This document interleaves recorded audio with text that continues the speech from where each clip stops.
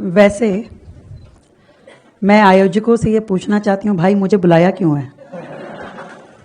सुधांशु जी के बोलने के बाद कुछ और कहने सुनने बोलने का मतलब ही नहीं रह जाता। उनको सुनने के बाद बोलने की हिम्मत, क्षमता दोनों खत्म हो जाती है। शीण भीण जैसे वो उनके शब्दों में कहे ना, वो पूरी पावर खींच लेते हैं। तो केवल सुन लें अच्छे से, हम वही एकमात्र शक्ति उनके सामने बचती है। एक बार जोरदार तालियां भाई सुधांशु जी के लिए,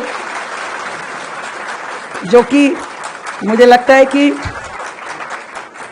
भारत के सबसे अमीर लोगों में से हैं। अमीर यानी ज्ञान का भंडार, शब्दों का भंडार, और जिस शक्ति के साथ, जिस साहस के साथ आप अपने विचारों का प्रयोग करते हैं दिल्ली में, देश में, हम सबको उन पे बहुत ज़्यादा गर्व है।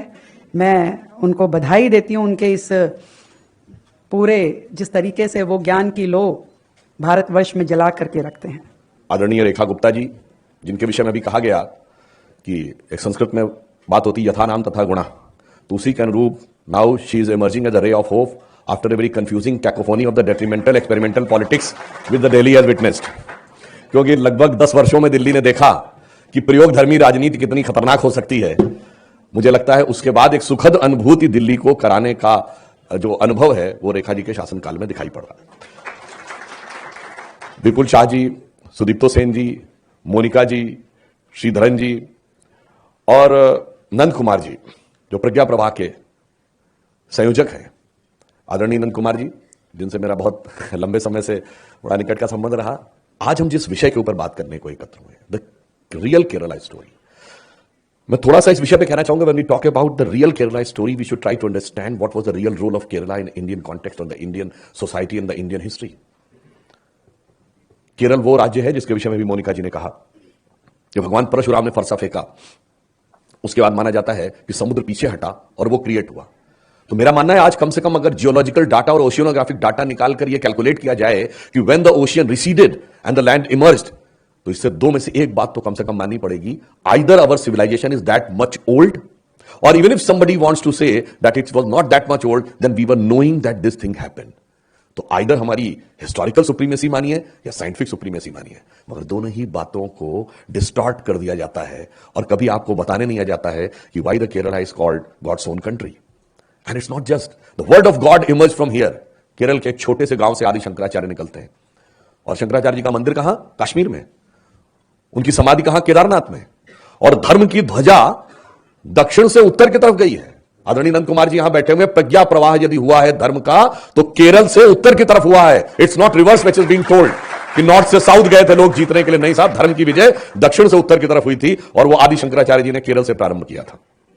और सिर्फ इतना ही नहीं है, if anybody talks about the concept of trusteeship in ruling, कहते हैं ना कि पार्लियामेंट इसलिए है कि you should not consider you as a owner of an executor of the government, you are just the trustee. तो उसका सबसे पहले उल्लेख मिलता है कि त्रावणकोर के महाराजा क्या मानते थे कि श्री पद्मनाभ स्वामी यहां के शासक हैं, मैं तो सिर्फ सेवक हूं। If the first concept of trusteeship is there which the western want to proclaim for their own, it is also there in Kerala. एक पद्मनाभ मेनन की बुक है हिस्ट्री ऑफ केरला, जिसमें वो कहते हैं जब जेमरिन राजाओं और पुर्तगीज के बीच में संधि वार्ता खत्म हो गई, फेल्ड हो गई, and it was decided that the war will be there, तो Zamorin kings of Kerala has send a set of rules to Portuguese कि नंबर 1, वॉर जो होगी वो बाहर किसी मैदान में होगी, उसका आम पब्लिक से कोई लेना देना नहीं होगा। जब भी वॉर होगी तो हम पहले ड्रम बजाएंगे, नगाड़ा बजाएंगे, जब आप रिवर्स में ड्रम बजा देंगे उसके बाद हम अटैक करेंगे। हम किसी पे अकेले में अटैक नहीं करते, भागती सेना पे नहीं मारा जाएगा, किसी घायल को नहीं मारा जाएगा, रात्रि में अटैक नहीं किया जाएगा, जीतने के बाद प्लंडरिंग ऑफ वेल्थ नहीं होगी, डिसरिस्पेक्टिंग ऑफ वुमेन नहीं होगी। तो you know what was the reaction of Portuguese? They are talking about the war, they are talking about the sports tournament. But अब यहां से मैं बताना चाहता हूं जो आज की जो हमारा विषय है कैसे कनेक्ट होता है। हमें तो बता दिया जाता है everything is fair in love and war. It's not true. If everything was in Indian context, it was never everything fair in war and never everything fair in love. इसीलिए यह बात मैंने पहले भी कही है कि किसी भी भारतीय भाषा में, हिंदी हो, संस्कृत हो या कोई भी भारतीय भाषा हो, ऐसा कोई फ्रेज आपको नहीं मिलेगा कि युद्ध और प्रेम में सब कुछ जायज ना जायज है, सब कुछ उचित अनुचित है। आप इसकी जो हिंदी कहते हैं, आप कहते हैं जंग और इश्क में सब कुछ जायज है। न जंग हिंदी का शब्द है, न इश्क हिंदी का शब्द है, न जायज हिंदी का शब्द है, तीनों पर्शियन वर्ड्स हैं। वो जायज होने से ही ये सब कुछ शुरू होता है, जायज होने से ही मारना काटना शुरू होता है, आतंकवाद शुरू होता है। अगर सब कुछ जायज है तो आतंकवाद भी जायज है, और फिर धोखा देना भी जायज है, फिर लव जिहाद भी जायज है ना। हमारे यहां युद्ध का एक धर्म और प्रेम का एक त्याग होता था, एक मर्यादा होती थी। अब मैं यह भी बताना चाहता हूं, केरल की स्टोरी सिर्फ इतनी नहीं है। प्रिंसटन यूनिवर्सिटी से एक बुक पब्लिश हुई, the crest of the peacock, आप सबने जो लोग केरल से जुड़े जरूर पता होगा।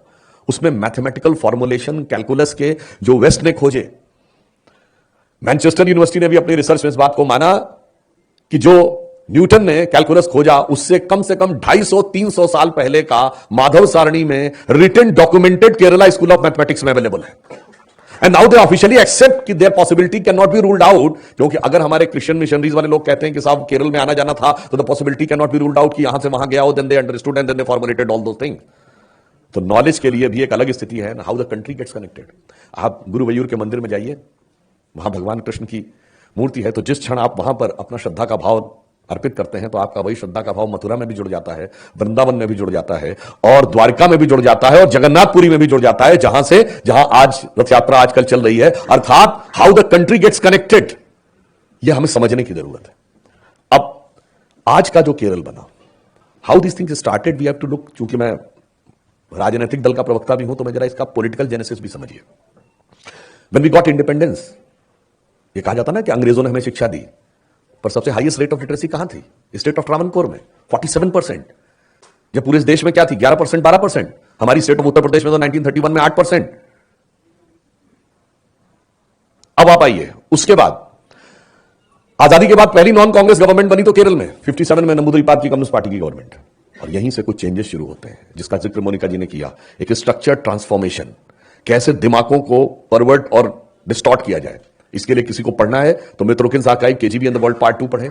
यूरी बेंजमेनेव जो भारत के में 60 और 70 के दशक में पत्रकार बन के रहता था और मूलतः वो केजीबी का जासूस था, कैसे स्ट्रक्चर्ड एजेंडा था कि इस देश की धर्म संस्कृति को नष्ट करना है, और उसके बाद इस देश के अंदर कैसे उनकी नजर में रिवोल्यूशन करा के पावर को कैप्चर करना है। उसके बाद इफ यू रिमेंबर, अभी 2010 में एक कम्युनिस्ट पार्टी के लीडर थे मिस्टर मनी, जिन्होंने कहा कि 70s में हमने पॉलिटिकल मर्डर कराए। लोकतंत्र में राजनीतिक हत्याओं की शुरुआत हुई अगर, जिसको कि ऑफिशियली एक्सेप्ट भी किया गया कई जगहों पे और बहुत ग्लोरीफाई भी किया गया, तो वो केरल में हुआ। और उसके बाद डिस्टॉर्शन बढ़ते बढ़ते बढ़ते बढ़ते वहां तक पहुंचा कि 16 मार्च 2006 को केरल की असेंबली में एक यूनानिमस रेजोल्यूशन पास होता है। फॉर हुम?